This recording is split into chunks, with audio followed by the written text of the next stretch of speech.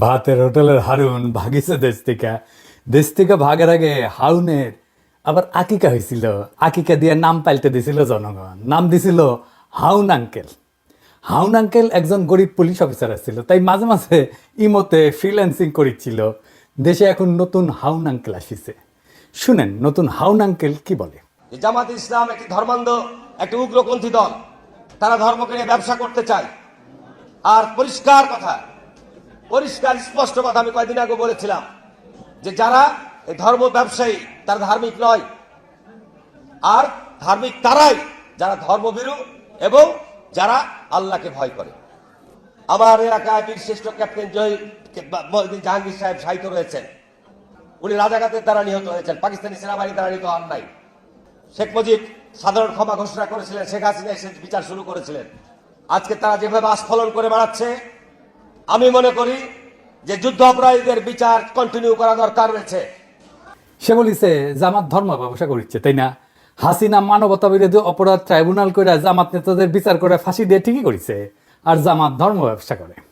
হারুন ভাই হাঙ্গারের সাথে পলিটিক্স করেছিল রাজশাহীর। আমার চাইতে বড় নেতা ছিল, 3 বছরের বড়। ভাই কইয়াই ডাকতাম, যদিও খুব ঘনিষ্ঠতা ছিল না, কারণ উনি বিশ্ববিদ্যালয়ের আমি শহরে রাজশাহী বিশ্ববিদ্যালয়ের 2 জন নেতা শহরের নেতাদের সাথে কাজ করতেন। এক রাগিব হাসান মুন্না আর ছাত্রমৈত্রীর, আর ছাত্রদলের রিজভি ভাই। যাই হোক, হারুন ভাইরে আজ আমি খুব বেশি কিছু কম না আগের সম্পর্কের খাতিরে। কিন্তু হারুন ভাই, আপনি যদি এরকম বেপরোয়া ইন্ডিয়ান লাইনের রাজনীতি চালায় যেতে থাকেন, প্রমিজ আপনারা আমি হাউন আঙ্কেল বানাই দেবো। কেন আপনি ইন্ডিয়ান লাইন পার্সু করিচ্ছেন এটা দেখে দেবো। আপনি কোন আক্কেলে মানবতা বিরোধী অপরাধের সাফাই গাইয়া এটারে চলমান রাখার প্রস্তাব রাখলেন? আপনার নেত্রী খালেদা জিয়া কি বলছিল তার একটা ভিডিও শুনি আগে, আপনারা শুনাই, বোধহয় শুনেন নাই, শুনেন। 4 দলীয় জোটের নেতা তাদেরকে মিথ্যে মামলা দিয়ে মতিউর রহমান নিজামী, মুজাহিদি, সাইদি, সাইদি, কামরুজ্জামান, কাদের মোল্লা, এদের সবাইকে তারা মিথ্যে মামলা দিয়ে গ্রেফতার করে রেখে দিয়েছে। এবার আসেন তিনি নানা সময় কি বলছেন সেটা দেখি। জাতীয় সংসদে বিরোধী দল সেই সময় বিএনপির স্থায়ী কমিটির বৈঠক শেষে খালেদা জিয়ার বিবৃতিতে জামাত নেতাদের অবিলম্বে মুক্তি দাবি করে বলছেন, জামাতে ইসলামের শীর্ষ 3 নেতা মতিউর রহমান নিজামী, আলী হাসান মুজাহিদ এবং দেলাওয়ার হোসেন সাইদিকে গ্রেপ্তারের ঘটনা চরম স্বৈরাচারী পন্থায় রাজনৈতিক নিপীড়নের এক জঘন্য নজির। সুপ্রিম কোর্টের আইনজীবী সমিতির নবনির্বাচিত কর্মকর্তাদের এক সম্বর্ধনা অনুষ্ঠানে প্রধান অতিথির বক্তৃতায় খালেদা জিয়া বলছিলেন, বিচারের নামে প্রহসন এবং বিনা বিচারে আটকে রাখার এক জঘন্য ফাঁদ যুদ্ধাপরাধের বিচারের নামে গঠিত আন্তর্জাতিক অপরাধ ট্রাইব্যুনাল। এই ট্রাইব্যুনালের আইন, বিধি ব্যবস্থা, তদন্ত ও গঠন প্রক্রিয়া কোনো কিছুই স্বচ্ছ কিংবা আন্তর্জাতিক মানসম্পন্ন না। আন্তর্জাতিক মহল থেকে সে কথা পরিষ্কারভাবে বলে দেওয়া হচ্ছে, তবুও সরকার এই বিচারের নামে বিরোধী দল দমনের পথ বেছে নিয়েছে। এমনকি নয়াপল্টনে বিএনপির কেন্দ্রীয় কার্যালয়ের সামনে 4 দলীয় জোটের সমাবেশে খালেদা জিয়া যুদ্ধাপরাধের বিচারের নামে প্রহসন চলছে বলে দাবি করছিলেন। যুদ্ধাপরাধের বিচারকে রাজনৈতিক উদ্দেশ্য প্রণোদিত প্রহসন ছাড়া কিছুই নয় বলে অভিযোগ করে খালেদা জিয়া বলছিলেন, প্রধানমন্ত্রী একসময় জামাতে ইসলামকে পাশে বসায় রাজনীতি করছেন, তখন কোথায় ছিল যুদ্ধাপরাধ? জামাত তখন এত প্রিয় ছিল, আর এখন কেন এত খারাপ হইল? এক সময় তো একসঙ্গে নির্বাচনও করছেন। এখন যাদের যুদ্ধাপরাধের অভিযোগে বিচার করা হচ্ছে তাদের বিচার মানুষ মানে না। বিএনপির ক্ষেত্রে একই জিনিস চলে, জামাতের সাথে রাজনীতি করছেন, ঐক্য করছেন, নির্বাচন করছেন, সরকার গঠন করছেন, এখন জামাতে তো খারাপ হয়ে গেল। তো হারুন ভাই, আপনি খালেদার যে চাইতে বড় বিএনপি হয়েছেন। হ্যাঁ, 2018 সালের নৈশ ভোটের নির্বাচনে বগুড়া সদরের আসনটা ছাড়া, কারণ ওইখানে বগুড়া সদরে কারো কারচুপি করার ক্ষমতাই নাই, আওয়ামী লীগ চাইলেও পারতো না কারচুপি করতে, তাই ওই সিটটা বাদ। ওই সিট বিএনপি পাবেই। বাকি সব আসন যেখানে জাতীয় ঐক্যফ্রন্টের ক্যান্ডিডেট জিতেছিল, তাদের সাথে ইন্ডিয়ার গভীর সম্পর্ক ছিল, তাদেরকে জিততে দিছিল। যেমন ধরেন সুলতান মোহাম্মদ মনসুর, উকিল সাত্তার জিতেছিল না, হারুনও জিতেছিল। আমরা জানতে চাই কেন হারুনের সিট হাসিনা ছেড়ে দিছিল। তো হারুন ভাই যে বলিছে যে জামাত ধর্ম ব্যবসা করে, এটা নিয়ে আলাপ করি। আসেন ধর্ম ব্যবসাকে ডিফাইন করে নি, কাকে বলে। ধর্ম ব্যবসা বলতে বোঝানো হয় এমন একটা অনৈতিক কর্মকাণ্ড যেখানে ধর্মীয় বিশ্বাস, আচার অনুষ্ঠান বা মানুষের ধর্মীয় অনুভূতিকে ব্যবহার কইরা আর্থিক লাভ বা ব্যক্তিগত স্বার্থ হাসিল করা হয়। এটা শুরু হয় মধ্যযুগে। খ্রিস্ট ধর্মের বিভিন্ন ধর্মীয় প্রতিষ্ঠান 2 ভাবে এই ধর্ম ব্যবসা করত। যিশু যে ক্রুশে ক্রুশবিদ্ধ হয়েছিল, ওই ক্রুশের অংশকে একে বলা হয় রেলিক বা পবিত্র অবশেষ। এইটা বিক্রি বা প্রদর্শনের মাধ্যমে অর্থ সংগ্রহ করত চার্চ। আর 2 নম্বর হচ্ছে স্বর্গপ্রাপ্তির গ্যারান্টি বিক্রি করার ঘটনা। এইটা প্রধানত ক্যাথলিক চার্চের মাধ্যমে পরিচালিত হতো। এইটা পরিচিত ছিল ইনডালজেন্স নামে। এমন একটা ধর্মীয় নীতি যেখানে পাপের শাস্তি কমানোর বা মাফ করার প্রতিশ্রুতি দিয়া চার্চ অর্থ গ্রহণ করত। এইখান থেকে ধর্ম ব্যবসা শব্দের উৎপত্তি। জামাতকে হারুনের কাছে কোনো ধর্মীয় পণ্য বেচেছে? হাসিনার গুণগান করতে করতে কাইট হয়ে যাইতো হারুন। দেখেন উন্নয়নের প্রশংসা করতে করতে কাইট। আবার একবার চাঁপাইনবাবগঞ্জে কোন এক ট্রেনের উদ্বোধন করবার যায় নাকি হাসিনা হারুনের খোঁজ করেছিল, সেটা তো একেবারে কাইট হয়ে পড়েছিল। দেখেন, যাই হোক, আজকে হারুনরা আর কিছু কইলাম না, আরেক মাল দেখি। খালেদা জিয়ার উপদেষ্টা ফজলুর রহমান সাহেব, সাবেক ছাত্রলীগের সভাপতি, ওই যে কেন বিএনপি করে বুঝি না, ওই বিএনপি বসে রাজনীতি করেছে আওয়ামী লীগের। ওই খালেদা জিয়ার নাকি উপদেষ্টা। তো খালেদা জিয়া কি উপদেশ দেয়? এইটা সাহেব, ওই যে ওইটা দেখান না, শেখ মুজিব খুব খারাপ লোক কইয়া যে বাণী দিছে সেটা দেখান। এই দেশের সবচেয়ে খারাপ মানুষের নাম হলো শেখ মুজিবুর রহমান। উনি 3রা জানুয়ারি বঙ্গবন্ধু শেখ মুজিবুর রহমান 71 সনে রেসকোর্স ময়দানে মিটিং করে বলল, 6 দফার দাড়ি কমা সেমিকোলন বাদ দিয়ে যদি আমরা কেউ আপোষ করি, আপনারা আমাদেরকে জ্যান্ত কবর দিবেন। সে আপোষ না করে শেখ মুজিবুর রহমান খুব খারাপ কাম করছে। এই খারাপ কাজ করার কারণেই দেশটা মুক্তিযুদ্ধ পর্যন্ত পড়ছে। বঙ্গবন্ধু শেখ মুজিবুর রহমান 25শে মার্চ পর্যন্ত ইতিহাসের ক্যাপ্টেন সে। 1966 সন থেকে 1971 সন পর্যন্ত ইতিহাসের মুক্তিযুদ্ধের ক্যাপ্টেনের নাম হলো শেখ মুজিবুর রহমান। এখানে জিয়াউর রহমান একটা সেঞ্চুরি মারছে নতুন প্লেয়ার হিসাবে। আর যে পাকিস্তানি সুন্দর সুন্দর ছেলেরা আইসা আমাদের সুন্দরী মেয়েরা বিয়া করিয়া করাচি পিন্ডিতে নিয়ে যাইতো, আর আমরা মনে করতাম আমাদের বাগনি গুলা খুব সুন্দর হয়েছে। এটা থেকে শেখ মুজিবুর রহমান আমাদেরকে বঞ্চিত করছে। খুব খারাপ মানুষ শেখ মুজিবুর রহমান। শুনলেন তো, এটা বিএনপির নেতা নাকি আওয়ামী লীগের নেতা? আরো শুনেন কি কয় ছাত্রদের কোনো কন্ট্রিবিউশন ছিল না জুলাই আগস্ট বিপ্লবে, 90% বিএনপির কর্মী। জনতার সেই অবস্থার মধ্যে নিশ্চয় বৈষম্য বিরোধী ছাত্র আন্দোলন নামধারী নেতৃত্ব প্রকাশ্যে এবং গোপনে নেতৃত্বের ভূমিকা অবতীর্ণ হয়েছিল, কিন্তু সমস্ত জনগণের 95% ছিল জাতীয়তাবাদী শক্তির সমর্থক এবং বিএনপির নেতা কর্মী।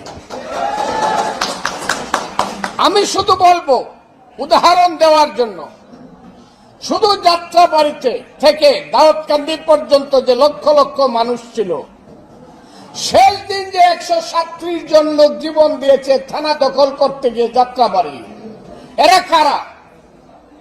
এদের একজন কি ছাত্র ছিল? এদের একজন কি বৈষম্য বিরোধী ছাত্র আন্দোলনের নেতা ছিল, কর্মী ছিল? না, এদের প্রায় 99% লোক ছিল শহীদ জিয়ার আদর্শের কর্মী, খালেদা জিয়া এবং তারেক রহমানের কর্মী। কারণ আইসানি আসিচ্ছি, এই প্রসঙ্গে আসিচ্ছি। আপনার নেতা মির্জা ফখরুল কি কইছিল আন্দোলন সম্পর্কে? বিএনপি নাকি আন্দোলনে ছিল না। এই যে দেখেন, তার কথা শুনেন। আন্দোলনের সঙ্গে শিক্ষার্থীরা সরাসরি জড়িত, আমরা এই আন্দোলনের সঙ্গে কখনোই সরাসরি জড়িত নই। 90% বিএনপি কর্মী হয়ে গেল। আর দেখেন, ছাত্রদের বিরুদ্ধে কি বিপুল ঘৃণা। সমন্বয়ক নামে 22-23 বছরের ছাত্ররা ডিসির সাথে মিটিং করতে যেতেছে, আর ওনার পুচ্ছে আগুন ধরে গেছে। শুনেন, এখন বাংলাদেশের সব দলের চেয়ে বড় দলের নাম হলো সমন্বয়ক দল। আমি কিশোরগঞ্জে গেছিলাম, যদি 4-5টা ছেলে হাতে ডায়েরি নিয়ে হাঁটে। আমি কেন আসছিলাম? ডিসি সাহেবের সঙ্গে মিটিং করতে আসছি। কোন ক্লাসে পড়ো? এমন উদ্ভট ডিসিশন নিতেছে যে ডায়পার পরে উপদেষ্টারা, পাবলিক বিরক্ত হইতেছে। দৃশ্যমান উন্নতি আছে কিন্তু তাও পাবলিক বিরক্ত হইতেছে। এই যে হাসিনা আমলে 400 টাকা কেজি কাঁচামরিচ খাওয়াইছিল না, এখন কাঁচামরিচ এখন কত, 40 টাকা কেজি। তাও মানুষ বিরক্ত কেন? আমি বলছিলাম না যে ভ্যাট শূন্য করে দিতে হবে ওষুধে, নিত্য ব্যবহার্য ওষুধে, এমনভাবে নিত্য ব্যবহার্য ওষুধে কমাইতে হবে। আর লাইফস্টাইল ওষুধ মানে ভিটামিন, মিনারেল, প্রোবায়োটিক আর ধ্বজভঙ্গ সারানোর ওষুধ, এগুলোতে সরকারের ভ্যাট বাড়াই দিতে হবে, রাজস্ব যেন না কমে সরকারের। স্বাস্থ্য মন্ত্রণালয় কিন্তু এই প্রস্তাব নিয়ে কাজ করতেছিল, আমার প্রস্তাব গ্রহণ করছিল, তাদের ধন্যবাদ জানাই। তালিকা ফাইনাল হয়ে যাওয়ার মাত্র 2 দিন আগে ওষুধের উপরে ভ্যাট বসাই দিল অর্থ মন্ত্রণালয়। এতে নাকি সমস্যা হবে না, অর্থমন্ত্রী কইছে। আরে সমস্যা হবে কি হবে না এটা তো আমরা বুঝি। জিজ্ঞাসছিলেন আমাদেরকে সালাউদ্দিন সাহেব, আপনি আমাদের মতামত নিয়েছিলেন, রাষ্ট্রে কি আপনার বাপের তালুকদারি যে ইচ্ছা হইলো ভ্যাট বাড়াইলাম? আপনারা গালাইছিলাম, এরে ওরে কমপ্লেন করেছিলেন। নূরজাহান আপা বলে যে তুমি গালাইবা না এখন থেকে বয়স্ক মানুষকে। আমি গালি দেওয়া বন্ধ করেছি। উনার রিকোয়েস্টে। আর আপনাদের পাঙ্খা গজাইছে। নুরজান আপা দেখেন এবার, দেখেন আপনার কাছে তো আমি কমিটমেন্ট দিছিলাম, গালি দিব না। দেখেন আপনার মন্ত্রণালয়কে খাইলো বাম্বু, পাবলিক এখন আপনারে গালাইতেছে যে আপনি বোধহয় ওষুধের দাম বাড়াইছেন। আচ্ছা সালাউদ্দিন সাহেব, ওষুধের উপরে ভ্যাট বাড়ানোর আগে আপনার একবারের জন্য মনে হইলো না যে আমি একটু স্টেক হোল্ডারদের সাথে আলাপ করে নিই? আমার সাথে আলাপ না করেন না, আপনারা তো মানুষ বলে মনে করেন না। হ্যাঁ বলেন, কার সাথে আলাপ করেছিলেন? আপনি যতই জ্ঞানী হন না কেন, আপনি যত জ্ঞানী হন, যত পাস দেন, যত পিএইচডি করেন, আপনি তো হেলথের বুঝেন, কিছুই বুঝেন না আপনি। তো ডিসিশন কেন নিজে নিজে নেন? বুঝান তো। সাউদ্দিন সাহেব, আপনি কথা কইবেন, স্টেক হোল্ডারদের সাথে কথা কইবেন, আমার সাথে কোন বা যার সাথে কোন কথা ওকে কনভিন্স করবেন কেন আপনি ভ্যাট বাড়াইছেন ওষুধের উপরে। আমার সাথে কথা কইতে চাইলে মোস্ট ওয়েলকাম। আগে কনভিন্স করবেন, তারপরে ওষুধের উপরে ভ্যাট বাড়াইবেন। আমি কলে আগুন জ্বালাই দেবো, জান কালা কালা করে দেবো আপনার। আমি প্যারিসে থাকলেও ঢাকার রাস্তায় আমি লাখো জনতা নামাইতে পারবো। ওষুধের উপরে ভ্যাট বন্ধ, ফুল স্টপ, 1 পয়সা ভ্যাট বাড়াবেন না। এবার আসেন বিএনপির নির্বাচনের প্রশ্ন। আচ্ছা বিএনপি ভাইরা, আপনারা যে নির্বাচন করছেন, ইকোনমির অবস্থা জানেন? ইকোনমি যে জয় বাংলা হয়ে আছে সেটা জানেন? খবরই তো নাই। অর্থনীতির অবস্থা নিয়ে ভিডিও আসবি, আমি ভয় পাওয়াতে চাই নাই, তাই এটা নিয়ে কিছু বলি নাই। আপনারা বলাইতেছে, আপনারা না বললে আপনারা বুঝবেন না কিসের মধ্যে ল্যান্ড করতে যাইতেছেন। এর মধ্যে রাষ্ট্র ক্ষমতা যাবেন, পারবেন না তো চালাইতে, দেশে চালাইতে পারবেন না, টাকা নাই তো। আর আপনারা কি তৈরি রাষ্ট্র ক্ষমতা নেওয়ার জন্য? আপনার ছায়ামন্ত্রী সভা কই? রাষ্ট্রপ্রধান কে হবে? এইসব কি দেশবাসীর জানা উচিত না? এই যে 5 মাসের বেশি গেল, এই সময় অন্তঃসার শূন্য বক্তিমা ছাড়া আর কি দিচ্ছেন? সরকারের নাকি সাহায্য করবেন, কি ভালো সাহায্য করেছেন? এই যে ইন্ডিয়ান ডিসইনফরমেশন ক্যাম্পেইন কিছু করেছেন, এটার মোকাবেলা দল হিসেবে তো আপনার সক্ষমতা দেখতে চাই আমরা। আপনাদের তো খাইয়া ফেলবে ইন্ডিয়া। এখন ভাবিছেন ইন্ডিয়ার সাথে সিস্টেম করেছেন, ইন্ডিয়া ঝামেলা দিবে না। যেই মাত্র একটা স্বাধীন নীতির বাস্তবায়ন করতে যাইবেন, তখন দেখবেন ওইসব প্রতিশ্রুতির চাঙ্গে তুইলা কোমর বেঁধে নামবে আপনার বিরুদ্ধে। এখন যদি মনে করেন আপনি ইন্ডিয়ার ইচ্ছা মতো চালাইয়া তার মন পাইবেন, পাবলিকে ছাড়বে, আপনাদেরকে ছাড়বে না। আপনাদের জনগণের শক্তির উপরে ভরসা করতে হবে। এই যে 31 দফা দিচ্ছেন, পুরাই তো বুলশিট। একটা এক্সাম্পল দিই, হ্যাঁ, মনে কিছু কইলেন না। আপনাদের কইলে তো আবার মনে কিছু করেন। বিএনপির 31 দফার 25 আর 26 দফা আছে স্বাস্থ্য নিয়ে কথা। দেখি আমি পড়ে দেখি, স্বাস্থ্যকে সম্পদ হিসাবে বিবেচনা করে সবার জন্য স্বাস্থ্য বিনা চিকিৎসায় কোনো মৃত্যু নয়, এই নীতির ভিত্তিতে যুক্তরাজ্যের আদলে সার্বজনীন করা হবে, মানে সার্বজনীন স্বাস্থ্যসেবা করা হবে। স্বাস্থ্যসেবা প্রবর্তন করে সবার জন্য স্বাস্থ্য কার্ড চালু করা হবে। জাতীয় বাজেটে স্বাস্থ্য খাতে জিডিপির 5% অর্থ বরাদ্দ করা হবে। আপনার কি জানা আছে এনএইচএস এর যুক্তরাষ্ট্রের মডেলটা কি? এটা বাংলাদেশের জন্য আসলে উপযুক্ত কিনা? আপনার কোনো ক্রিটিক্যাল সেন্স আছে? আসেন এটা বুঝে দেখি। এনএইচএস এর মডেল বাংলাদেশে চলবে না। এর কারণগুলো হইলো, একটা হচ্ছে অর্থনৈতিক সীমাবদ্ধতা। এনএইচএস এর মডেলটি, এটা অর্থায়ন করার জন্য একটা শক্তিশালী এবং ধারাবাহিক রাজস্ব ব্যবস্থা প্রয়োজন। থার্ড ওয়ার্ল্ডের দেশগুলোতে কর আদায়ের হার খুব কম এবং অর্থনৈতিক অবকাঠামো খুব দুর্বল। ফলে এটা সম্পূর্ণরূপে সরকারি স্বাস্থ্যসেবা চালু করার জন্য যে অর্থ দরকার তা সরবরাহ করা সম্ভব না। জিডিপির 5% বরাদ্দ করবেন। ইউকের কত পার্সেন্ট আছে জিডিপির আপনি জানেন? প্রায় 12% জিডিপির। তা আপনি কেমনি করবেন? বললেই হলো। আপনি ওইদিকে বলতেছেন 5% আর বলতেছেন ইউকের মতো করবেন। বা আপনার কাপড় এতটুকু, আপনি সামনে ডাকবেন না পিছনে ফুটা ডাকবেন, সেটাই তো ঠিক করতে পারেননি। আপনি তো সামনে ডাকলে পিছনে ফাঁকা হয়ে থাকবে। এনএইচএস এর পরিচালনার জন্য একটা দক্ষ প্রশাসনিক কাঠামো দরকার। এটা বাংলাদেশের আছে? ইনস্টিটিউশনাল কোনো স্ট্রেংথ আছে বাংলাদেশের? কেন্দ্রীয়ভাবে স্বাস্থ্যসেবা পরিচালনার জন্য যে ধরনের দক্ষতা দরকার, সেটা তো বাংলাদেশের নাই। এবং আমাদের স্বাস্থ্যের যে প্রায়োরিটি এবং রোগের প্রকৃতি এবং প্রায়োরিটি একরকম না। এনএইচএস এখানে নন কমিউনিকেবল ডিজিজ যেমন ডায়াবেটিস, ক্যান্সার, এগুলোকে প্রাধান্য দেয় সিস্টেমটা বানানো হয়েছে। আর আমাদের মতো দেশে এটা কমিউনিকেবল ডিজিজ, সংক্রামক রোগ, এগুলো বেশি। ডেঙ্গু, ম্যালেরিয়া, অপুষ্টি, ডায়রিয়া, টাইফয়েড, এগুলো বড় সমস্যা। আপনি যে বলেছেন সবার জন্য স্বাস্থ্য, ওইটা primary health care. Primary health care NHS এর প্রায়োরিটি না। তো দুইটা একই সাথে করবেন, আবার বাজেট দেবেন 5%, কেমনে করবেন? পারবেনই না। আপনার 5 লাইনের একটা হেলথ স্ট্র্যাটেজি করতে গেলে পুরাই ভুল করেন, তো রাষ্ট্র চালাইবেন কেমনে? আমরা অনেকে বলে যে আমি কেন বিএনপির সমালোচনা করি, কেন জামাতের সমালোচনা করি না। আরে বাবা, এই কথা আওয়ামী লীগেররা বলতো হাসিনার আমলে, কেন বিএনপির সমালোচনা করি না, আওয়ামী লীগের সমালোচনা করি। আমি সেই সময় কইছি বিএনপি ক্ষমতায় আসুক, আমি ঠিকই সমালোচনা করব। জামাত তো ক্ষমতায় আসছে না, তো আমার সমালোচনা করার দরকার কি ওর?